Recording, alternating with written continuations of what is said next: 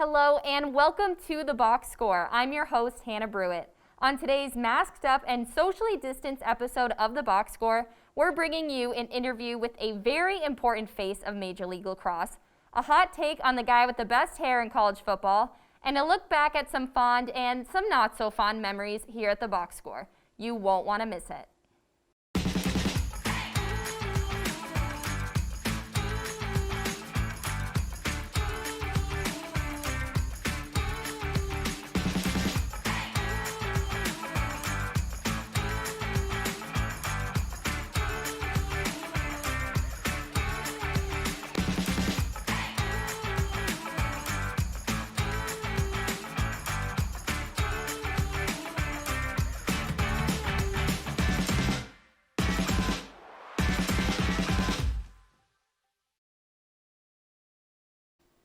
We begin today's episode on a somber note as we pay tribute to Boston legend Tommy Heinsohn, who recently passed away at the age of 86. In a city made up of basketball stars, legends like Larry Bird, Bill Russell, Red Auerbach, Tommy Heinsohn stands apart as the ultimate Celtic, a man whose name was synonymous with success, a founding father of the NBA Players Association, a pioneer in player empowerment, Mr. Celtic. These are just a few of the many ways the basketball community has described the double Hall of Famer's legacy. Over a span of 60 years, he served as a player, a coach, a broadcaster, witnessing all 17 of the Celtics' NBA championships in the process. Heinsohn's impact is unique in the sense that he means something different to every generation of basketball fans who had the chance to witness his greatness. To many, he will be most remembered by his voice.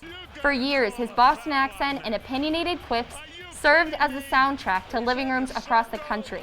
He wasn't afraid to be controversial, to be a little bit of a homer, or to berate an official every once in a while. He was always 100% authentically and unapologetically himself. To the players, he will be most remembered for using that same loud and opinionated voice to fight for players' rights, as he served as the second president of the Players Union. Before the 1964 All-Star Game, Heinsohn organized a strike to demand better working conditions for players. This paved the way for the NBA's first ever collective bargaining agreement, which later allowed players to take part in free agency. Needless to say he made the league a better place for players would be an understatement. Something I will always admire most about Tommy Heinsohn was his allegiance to the old school game of basketball. Back when the three-pointer didn't matter unless your name was Bird. A flop was just another type of sandal. The only super team that came to mind was the Fantastic Four, and load management referred to how much laundry you had to do that weekend. You know, back when fights would erupt on the court over loose balls and guys would wear their battle scars like badges of honor, and the only stat that mattered was the one in the win column. That and Heinsohn's own made-up stat, the Tommy point, which he awarded for excellent hustle plays. As a young athlete, Tommy Heinsohn taught me the value in being the kid that might not score the most points, but the kid that works the hardest every time they hit the court. And as a budding broadcaster, he taught me to see with my eyes and speak from my heart. And those are lessons that I will never forget. From all of us here at the Box Score, thank you, Tommy. When we come back from the break, Avikar Gloth and Jacqueline Galvin will join us for Top 5, and they're calling everybody out. Don't move your seat.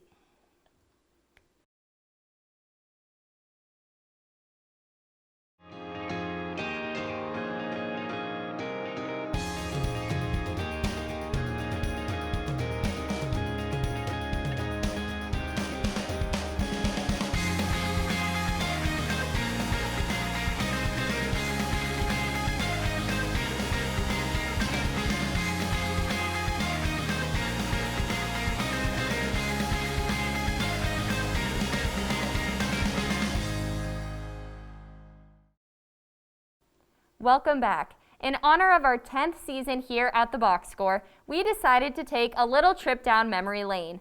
Avikar Gloth and Jacqueline Galvin are here to remind us of the top 5 worst takes made by our Box Score cast. None of us are safe, and yes, they've got receipts. Take it away, guys.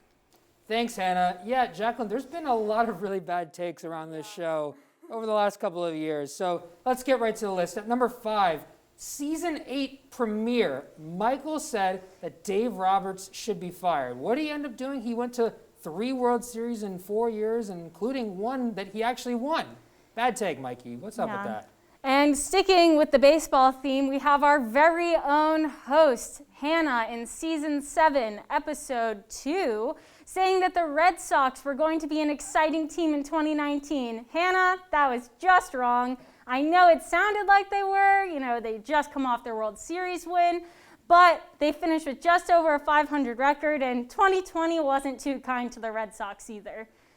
Yeah, I gotta admit, although that might be bad, I think number 3 is even worse. And number 3, some friendly fire here. This was on me. Season 6 premiere. I said that LeBron James is no longer the best basketball player in the world. And while that is very much a debate, I think that's still a pretty bad take considering he just won his 4th title with his 3rd franchise. I've been singing his praises. I've been, jumping on him when he's not so hot. As a Cavs fan, I have a very complicated relationship with LeBron, but that was not a good take. Yeah, and sticking in the Cleveland area, we had Michael and Brenna saying that the Jets and the Browns will be playing meaningful games in January of 2020.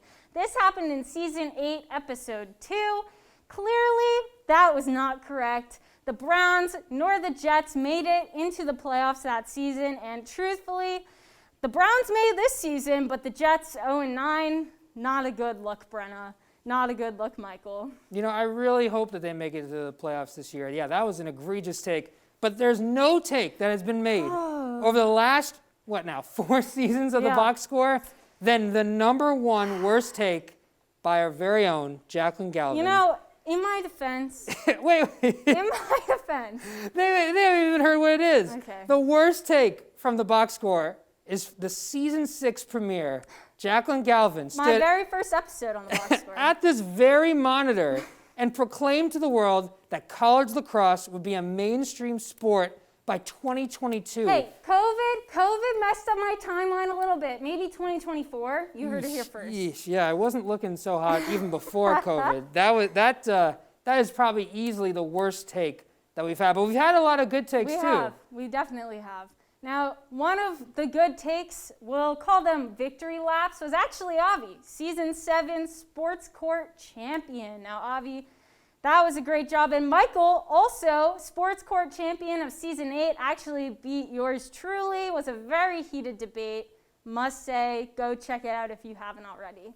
Yeah, and just to point out, first of all, I never got a championship belt for that like I thought I was going to get, so that's pretty disappointing. And the second thing is that Dave Roberts' take by Mikey was actually in one of the episodes that he won in Sports Court. So that goes to show you, just because you win Sports Court doesn't mean you're actually right. It just means you talk the best. But a couple other big victory laps. I got to pat myself on the back for this one. This was a good one. Back in Season 8, Episode 2, I called the Denver Nuggets going to the Western Conference Finals. It was wild. It was wild. It happened. I said it again in Season 9, Episode 2. Twice before the playoffs even began. So great job, Avi. Great job. I did a fantastic job with that. And then, of course, Mikey had a great take as well, saying that the Miami Heat were going to be the team to challenge the Milwaukee Bucks. He said that back in Season 8, Episode 2. That is true. That is true. Well, that's all for this segment of the Box Score. And I just want to give a special shout out to Avi. This will be his last episode with the crew. So definitely heavy hearts in this studio today, but thank you, Avi, for teaching us all a few lessons throughout our time. Yeah, some good takes, some bad takes, that's for sure. Back to you, Hannah. Yes, I have to agree. Again, I second that, Jacqueline. Thank you so much, Avi Kargloth. You have been amazing on this show. And Jacqueline, you might not be correct in that lacrosse is going to be mainstream, but lucky for you, it definitely is on the rise. And to prove it, our own Jenna Case sat down this week for an interview with the 2020 Major League Lacrosse MVP, Bryce Wasserman. And after that, we'll head over to Avi Kargloth and Micah Lagerwell for this week's segment of Spoiled. Let's check it out. This summer, Major League Lacrosse optimized the bubble method to pull off their 20th anniversary season. Playing lacrosse at the Navy Marine Corps Memorial Stadium for 10 days straight is an experience like no other. I was fortunate enough to catch up with one of the league's finest to discuss his time in the MLL bubble. I'm here with Bryce Wasserman, Boston Cannons attackman and Major League Lacrosse MVP. Bryce, thank you so much for joining us today. Yeah, thanks for having me. I'm pumped to be here. I love to hear that. So, before we begin, can you just talk to me a little bit about your draft experience and how you got drafted by the Denver Outlaws but insisted on making a move to the Ohio Machine? I didn't really even know what was going to happen. I saw my name in a mock draft, and that's when everyone kind of started freaking out that it was potentially going to be a thing. So everyone comes over, and then the pick that I was in the mock draft comes and goes. We're all kind of sitting there really awkwardly, like this may not, this may not be happening. And then finally, second to last pick in the 7th round, Denver calls and they say we're drafting you. Everyone starts freaking out. It was really awesome experience. I was super excited about being in Denver. And then, as a lot of people don't know, the pro lacrosse rosters are pretty tight and pretty hard to crack into. I mean, you look at the league now in the MLL, it's 6 teams with 20 guys per team. Mm-hmm. So you've got 120 total dudes, and that's it. So Denver had a stacked roster. They had no use for me. They were kind of just holding on to my rights, and I called them up and pretty much said that I wanted to be released. I wanted to try to get my shot, especially being a kid from a small school at Monmouth. Like, I knew that my clock was ticking to kind of try to make my mark in the league. And I saw the writing on the wall, right? Like, I didn't have that pedigree. I needed to go play and show my stuff. So, I mean, thankfully they did release me. If they didn't, who knows what would have happened. But Denver ended up releasing me. I get signed by the Machine 2 days later. And then 2 days after that, I'm in Columbus making my professional debut. Yeah, that's quite an experience. And already in such a short professional career, you have endured these sort of crazy, weird experiences. Considering this past summer, the MLL played the 20th anniversary season in a bubble in Annapolis, Maryland. So, can you talk about the challenges of that condensed season and playing 7 games in 10 days? Yeah, I mean, you just said it right there, right? I don't think there was a workout program on earth that could have gotten any of us ready for that week, especially in that Maryland heat on the turf at Navy Stadium. I mean, I'm terrified of needles, but I was getting IVs every day with the Cannons guys. So it was definitely, I think the most challenging part was how physically taxing it was. But I mean, also on the flip side of the coin, being there locked in the hotel with the guys for that long, I mean, that's an experience that you don't really get in professional lacrosse, since it's mostly Saturday and Sunday games. And then the weeks you're kind of separated and then you come back and play again. That was kind of something that we've never experienced, kind of being with each other, bought in, kind of around each other for such an extended period of time. So I think that was kind of what made up for the the physically taxing side of it. Now, also during this condensed season, despite the hard work and day after day, game after game, you posted 15 goals and were named league MVP. So, what feelings were going through your head when you found out that you were the most valuable player of the season? Yeah, I mean, I was speechless. Like, they put the headset on me for the ESPN interview, and I just blacked out. I had no idea. It was just unfathomable to me, just because of the path that I've been on, right? Like, coming from Texas, going to a small school, getting drafted second to last, like, it just never seemed like something that would ever be in reach, just because of the path that I was on. So, like, finally having everything pay off and getting named the MVP, I mean, I didn't have anything to say. I was speechless. And I mean, just like looking down the list of those dudes that are on that list, right? Like, you could name off all those Hall of Fame names and my name's on it. I'm still speechless about it, honestly. It's crazy. Yeah, it's quite an amazing accomplishment that you have now.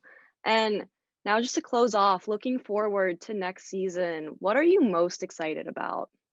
I'm most excited to play at home in Boston on the home team for once. Boston's always been a super fun place to play. I was on the away team for the first 2 years of my career, and then year 3 was in the bubble. So I think that I'd say that's what I'm most excited about. The atmosphere in Boston when it was at Harvard, now in Quincy. I mean, they packed those stadiums out. Fans are hanging over the sides, like talking trash, drinking beers, things like that. It was always super fun to be on the away team because you knew that it was going to be a rocking crowd. So I'm pretty excited to be on the home team for once now. Well, you heard it here first. Bryce Wasserman is most excited to play in front of a home crowd on the home team in Boston during MLL's 2021 season. Reporting for the Box Score, I'm Jenna Case.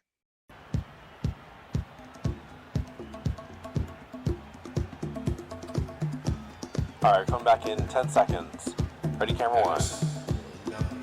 Camera one, get a wide shot of the entire thing, and in 3, 2, 1, take talent cue. Welcome back to Emerson College. Emerson Camera trails 4, get a shot of the players coming across the court. 10 seconds left. Emerson trails by 1 point. As Camera the 2, team close up on the person finishes their shooting. timeout. Thanks, Joe. With 10 seconds left, Emerson is hoping to pull away and score this big Camera 1, get a close up, follow them over. Emerson trails WPI 10 points. 10 seconds left. Emerson trails by 1 point as the team finishes their timeout. Camera 1, close up on number 33. Thanks, Joe. With 10 seconds left, Emerson is hoping to pull away and score. Follow the ball, follow the ball.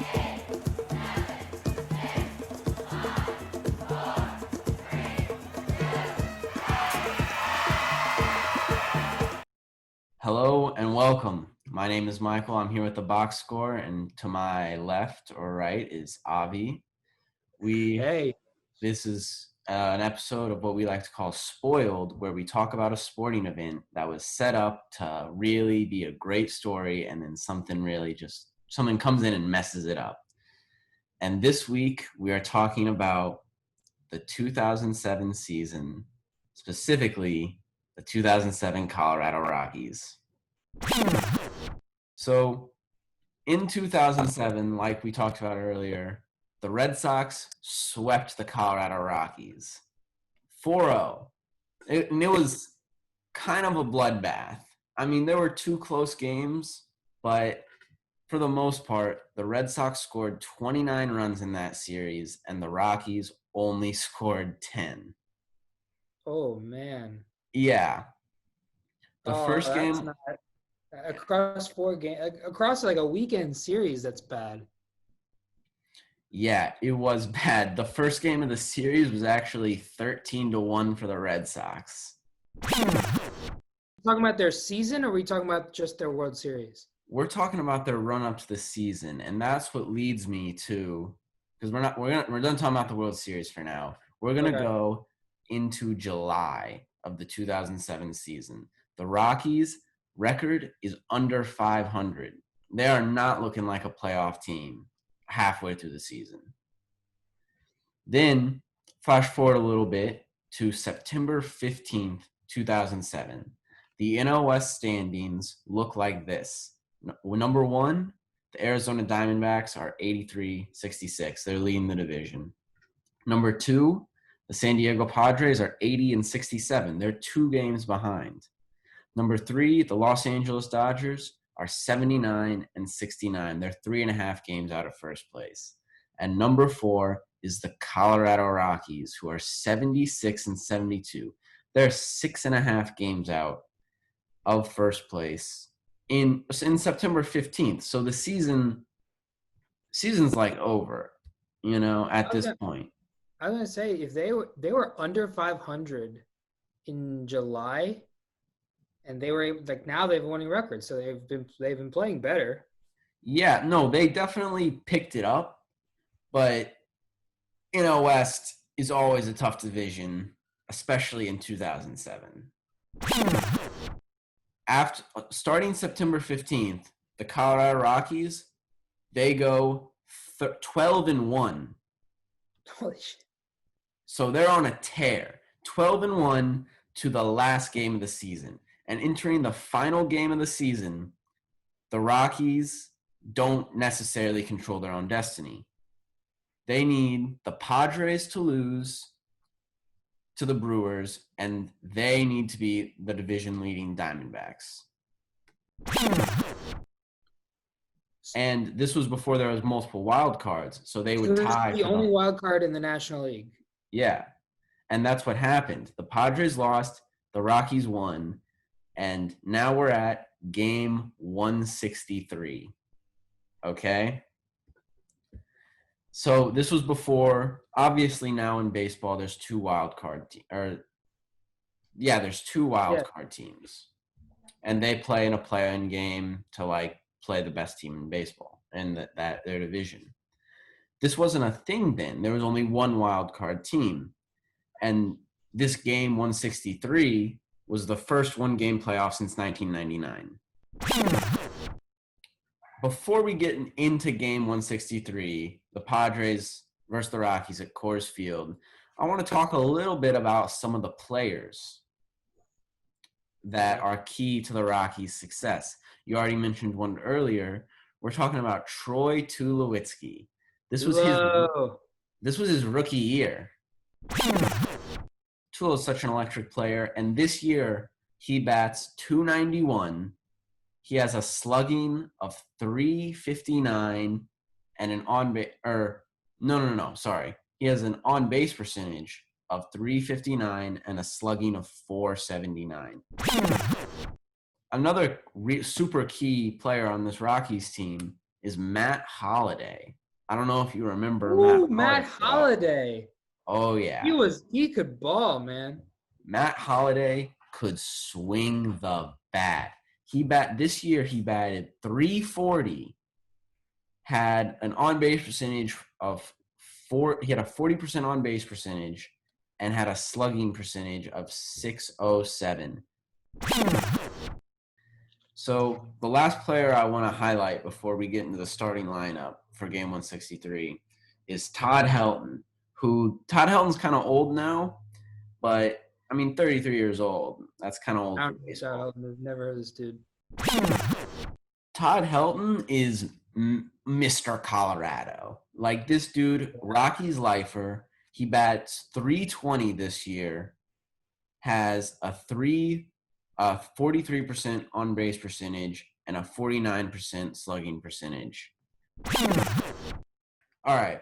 So now we're getting into the starting lineup. This will give you a good idea of who the Rockies have and who the Padres have. So leading off for the Rockies in game 163 is Kazu Matsui, who's playing second base. Troy Tulowitzki, who's playing shortstop. Matt Holliday's in left field. Todd Helton's at first base. Garrett Atkins is playing the hot corner at third. Brad Hopp is in right field. Ryan Spilbors is in center, and Yorvi Toribala is behind the dish. And starting this game for them is Josh Fogg. A lot of memorable names on that list. So many great memories of all those names. We're going to skip ahead to the 8th inning of this wild card game, or this game 163. Skip to the 8th inning. The situation is the Rockies are up 6-5.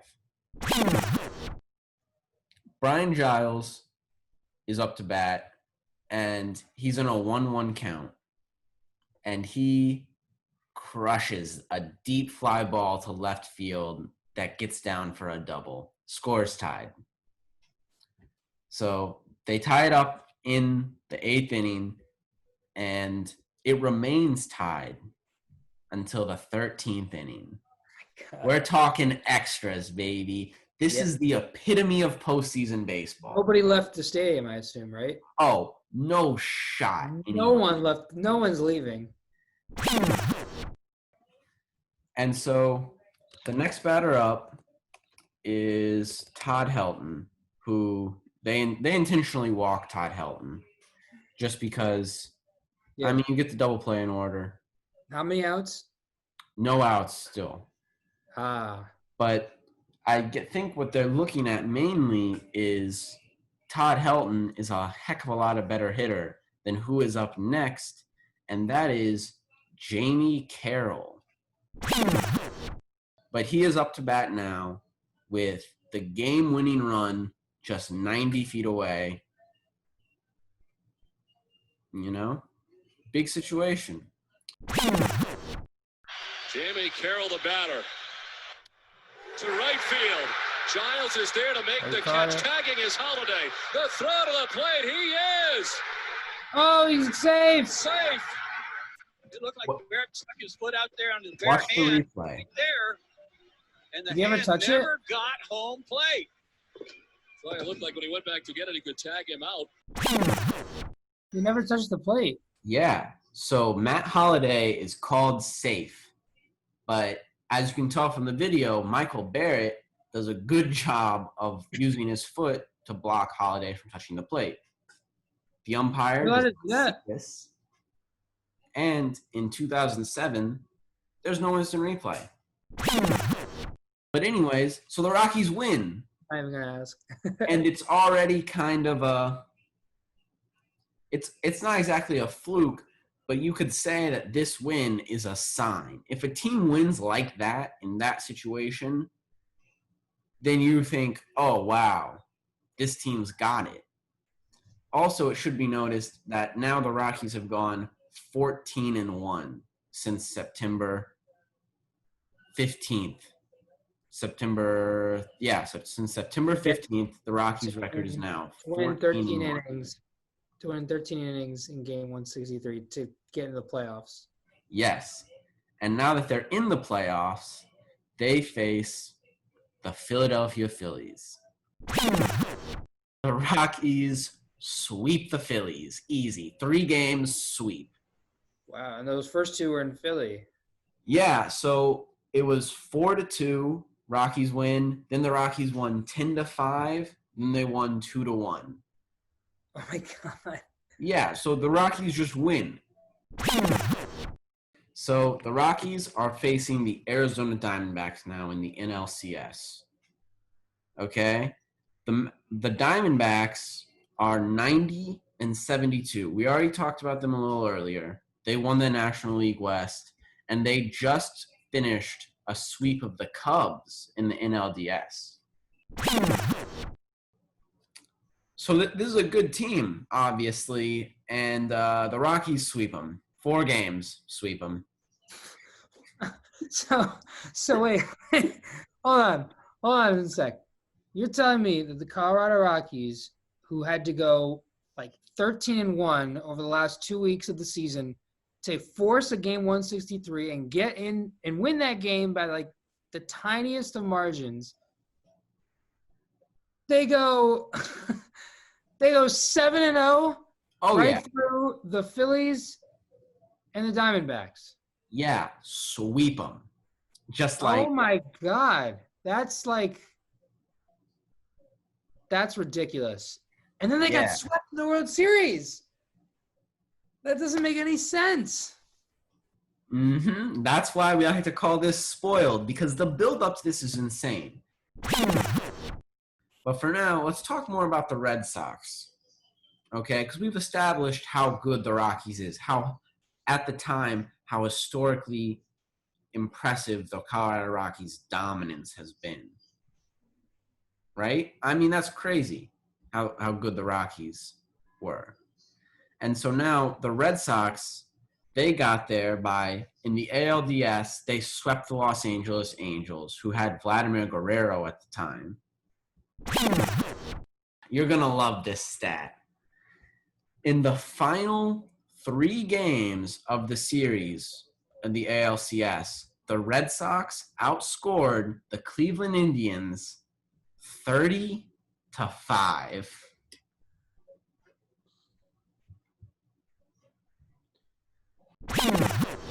Game 4, John Lester goes out and throws like 5 2/3 scoreless, and a Garrett Atkins home run does it, but that's that. I mean, that's game 4. That's all they got. So I just put the celebration in there. What was the score? The final score of the final game was 4-3. Yeesh. Okay. And so here, I want you to watch how dejected it looks. From the Rockies and their fans? Yes. Okay. Game over, series over, and the Red Sox are world champs again. After 2007, you have to be thinking this Rockies team is good for the future. Tulo just finished his rookie season. He's 22. Matt Holliday is 27. Ubaldo Jimenez is 23. Jeff Francis is 26, who Jeff Francis at the time, ace, 17-game winner. In 2008, the Colorado Rockies go 74-88. That is not good. That won't get you in the playoffs. You could really say that this was supposed to be the Rockies World Series year, but it got spoiled. All right, well, for Michael Lagerwell and Avi Kargloth at the Box Score, this has been Spoiled. Mind, the human brain is, after all, a structure. An organ made of proteins, fats, water, and other chemicals. Body. The human of today is capable of feats that his primitive forebears could never have imagined. Play. A new game show that tests the limits of competitors' minds and bodies.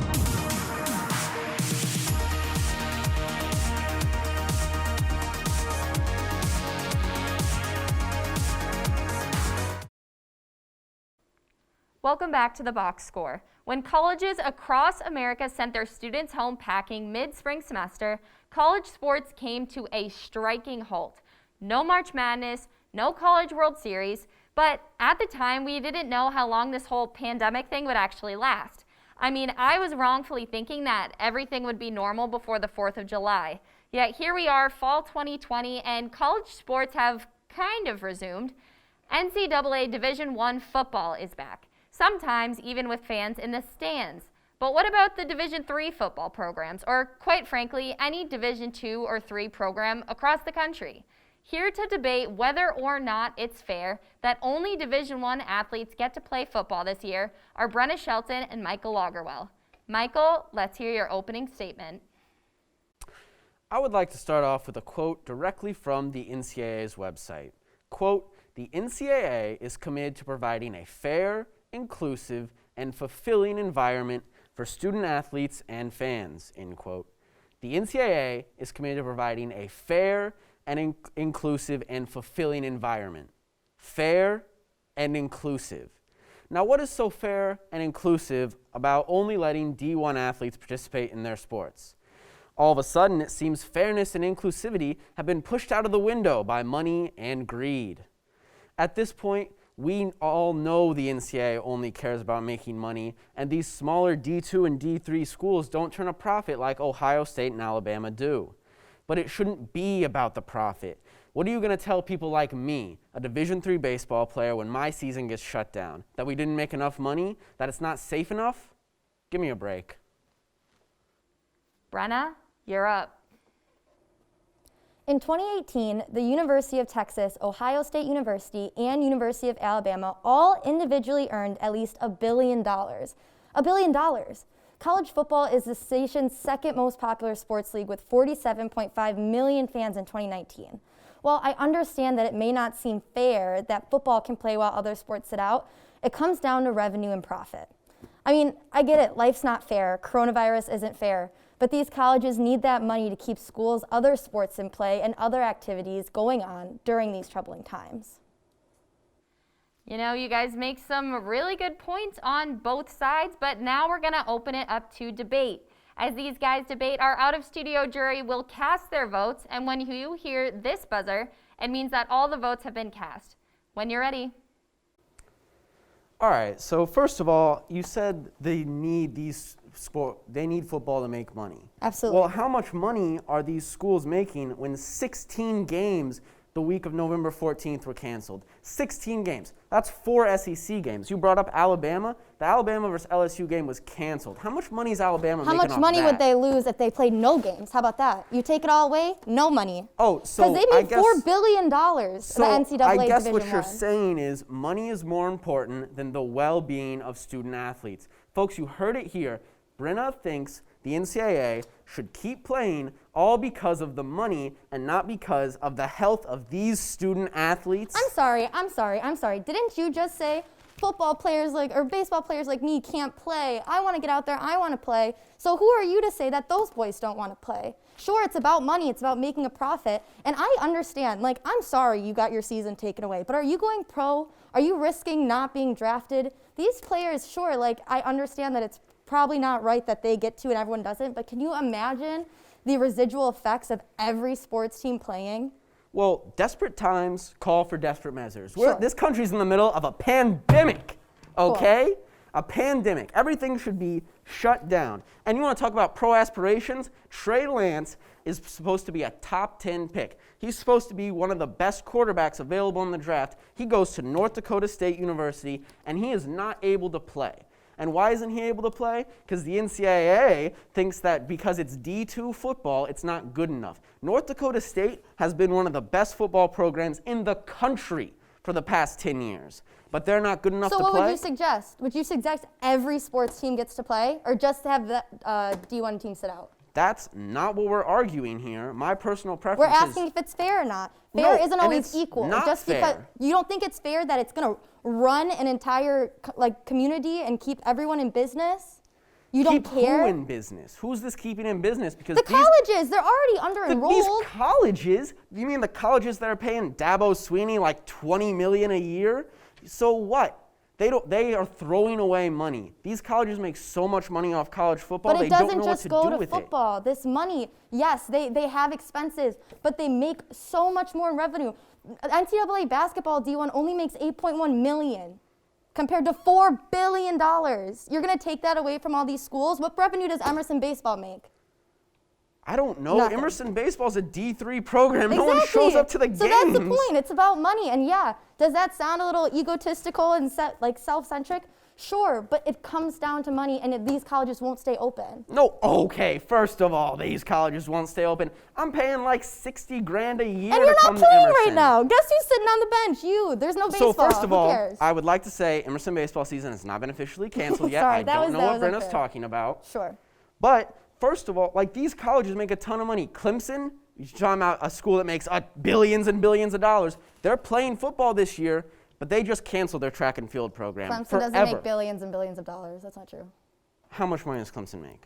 If I had to guess, I would say they were in the top 10. I would say closer to the 800,000 range. Oh, so the football team that's been to like 3 of the last 4, college football playoffs, they don't make enough money, so I guess we have to cut their track and field team. Is that what you're saying? That they're one of the most successful college football programs in the past 5 years needs to cut that because Dabo Swinney's making $25 million? Look, I'm not saying that the football team funds the entire system as a whole. That's exactly what you're saying. That is exactly not. I'm yes, saying it that is. it You're helps. saying these teams need to play because college football funds these schools. They do. They contribute. Then maybe we need to take a fundamental look at the college system as a whole. Maybe we do, but that's not the completely point. Wrong. That's not the point. I'm going to sit here and try and reconstruct the entire school system? Well, I'm just Is that saying, what my God? What do you suggest? Do you want to bubble every single student athlete in the entire country to play every game? That it is not, if the NCAA is going to take these risks and say that money is good enough to make these risks, you don't think that these local communities that you're talking about where these smaller D2, D3 schools are, you're saying they don't need the money too?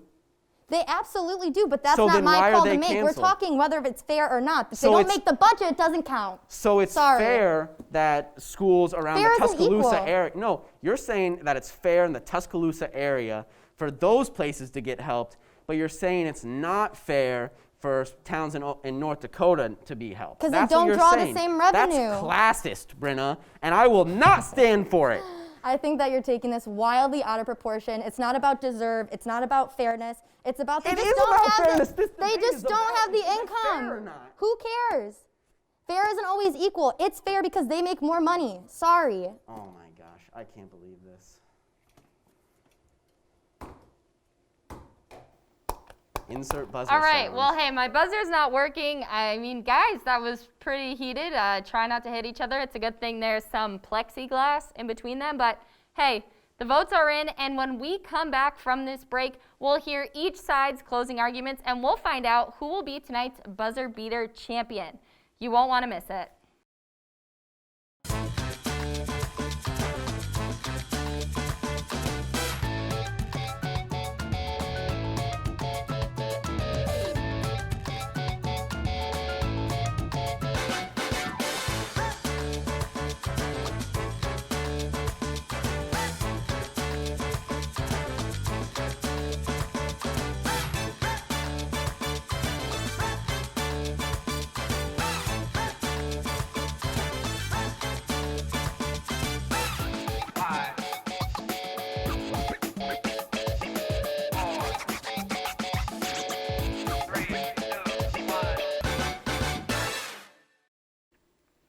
Welcome back to the Box Score. Now that Michael and Brenna's heart rates have calmed down, we're going to round out this installment of Buzzer Beater by hearing each side's closing arguments. Michael? I'm not surprised the NCAA made this decision. I knew this was going to be the outcome from the start, and you, the viewer, knew it too. Everyone knows how horrible the NCAA is at this point. We know they are never going to make the right decision. They don't care about student athletes. They only care about themselves. This decision by the NCAA is on par with their other historically terrible decisions. So why would they make the right decision now? They won't. They haven't. The NCAA has made the wrong decision again, and nobody is surprised. All right, Brenna, one last time, you're up. So Mikey can come up here and try and pull on your heartstrings because I understand, Mikey. I get it. I feel bad too. I wish everyone could play the game, but it comes down to profit. Schools wouldn't be able to open the same way they are now without the viewership and support that these football programs bring in. If every sport had the chance to play, the risk of spreading coronavirus is exponentially bigger. Don't be mad at me that college football is back. Be mad at coronavirus for ruining 2020. And no one's forcing these boys to play either. They have an equal opportunity to step out whenever they feel necessary. So if they don't want to, they don't have to. Alrighty, the votes are finalized, and yes, I swear, I promise that every single vote has been counted. And congrats to Brenna for your first buzzer beater win of the season. For our final segment of the night, we're going to hear from Cameron Manning for his thoughts on the future of Trevor Lawrence. Thanks, Hannah. With the NFL season in full swing, we are starting to separate the contenders from the pretenders this season. We also are looking forward to the future and see how the bottom feeder teams can look to improve their roster next year. Yes, I'm looking at the New York Jets. The New York Jets, who already have an 0-9 record, could possibly be the sixth team in the history of the NFL to go winless in a single season. The rest of the schedule does not look favorable at all, and the roster is just so putrid it hurts. With that being said, they are at the top list of places where Trevor Lawrence could end up. Trevor Lawrence looks to be the consensus #1 pick in the NFL draft this year, and if the Jets have the first pick, Trevor Lawrence, I'm telling you to go back to Clemson for another year, my friend. If I'm Trevor Lawrence, I don't want anything to do with the New York Jets organization. The Jets' MO has been drafting stud players on the defensive side of the ball.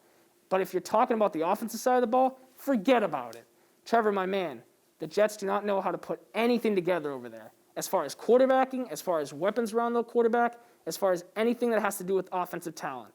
The Jets have failed to surround Sam Darnold with weapons, which has contributed to his struggles throughout his 3 years as New York starting quarterback.